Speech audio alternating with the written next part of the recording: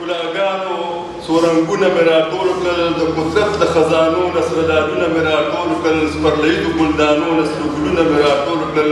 د خپل کام د پاکې خاورې نعمتونه مې راټول کړل، د امو تر اباسینه غورځنګونه مې راټول کړل، د چتراله تر بولانه ګلخیلونه مې راټول کړل، د وطن د وسطونو سرحدونه مې راټول کړل، د پښتو د سرزرونه ټول ننګونه مې راټول کړل، چې د خپلې ګلندامې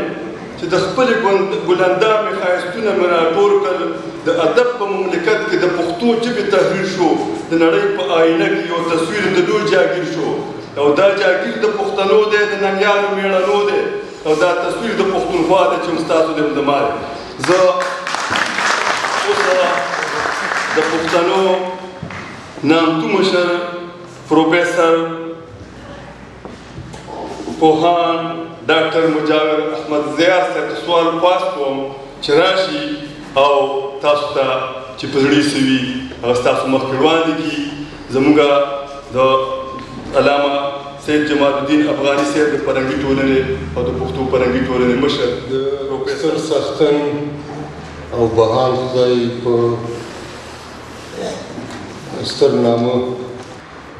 دغه د پښتو لکه پښتانه چې دومره مسلې لري او دوستانو پرې خبرې وکړي، دا ژبه هم ډېره د اندېښنې وړ ده. د دې ژبې هم خبرې پکار دي، او زه وایم چې دا زموږ مشران ولې په دې ژبه باندې دومره ډېر ټینګار کوو. او پاچا خان به همدا ویله چې دا تعلیم باید د پښتنو بچیان په پوره شي، او همدا خبره هغه وخت کې هغه کوله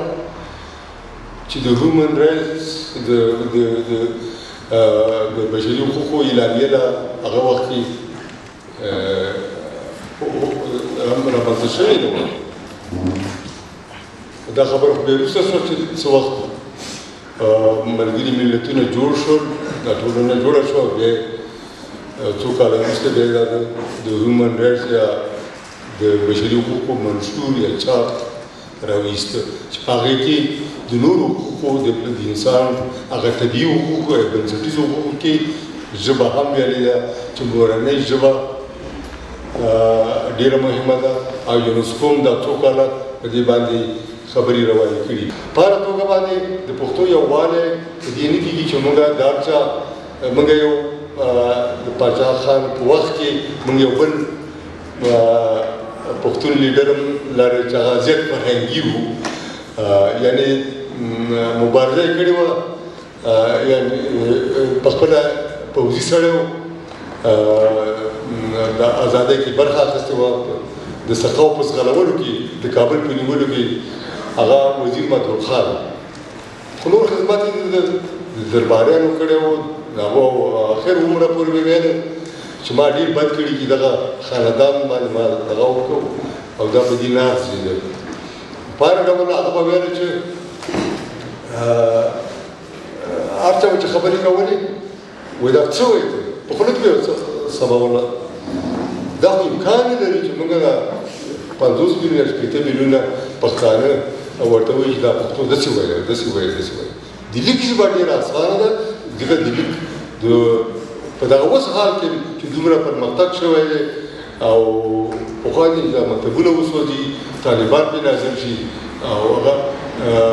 د هغه نه مخکې زموږ د 10,000 کسو د لیکوالو شمېره زیاته نه وه چې هغه ډېر هغه دغه چې غیر مسلکي لیکوال هم ټول پکې حساب کړي، د ادبي لیکوالو کیسې لیکوالو دا ټول پکې راوړي، د 10,000 نه زیات نه. نو 10,000 تاسو وګورئ 50-60 میلیونه وو. نو دغه امکان لري، دغه خبره شونې ده چې موږ د لیک ژبه سره یې وکړو. هره خبره چې کوو هغه به کوو. کندهاریان به وایي زرغونه راغلل، زمونږ غلجي به وایي دا جی د ما ده، او زمونږ ننګرهاریان به وایي مونږ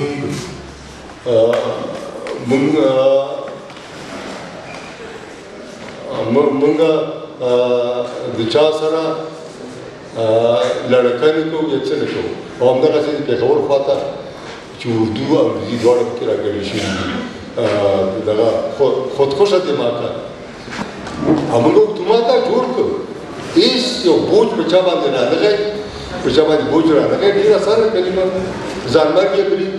ځانمرګ یې یرغل ځانمرګي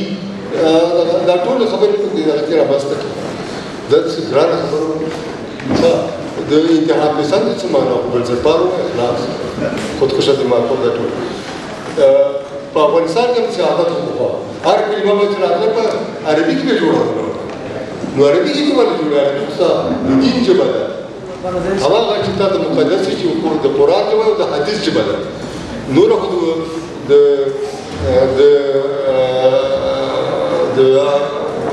د اکبر صاحب خبره ده خو دې وبخي هغه به ویل چې د شاعران ته به ویل دي نور ته به دې باندې انتقاد کوو چې ته اکبر صاحب ته د پښتو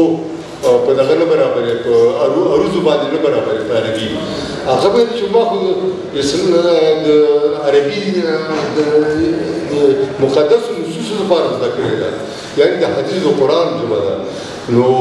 شعر پورې زما دغه څه کار دی د ملا څه کار دی چې ما ته وایي ته شعر ولې د په عربي ولولې خلیل بن احمد چې ما دا نوی کتاب دوندري چاپ وکړ شل کالونه پښتو چاپ کړ د ژبپوهنې مې راویسته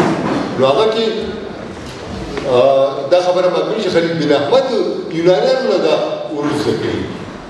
او دا خبره رشاد صاحب چې هغه هم ټینګ ولاړ په مفاهیمو باندې هغه هم د اعتراف منښته کړې چې هو خلیل بن احمد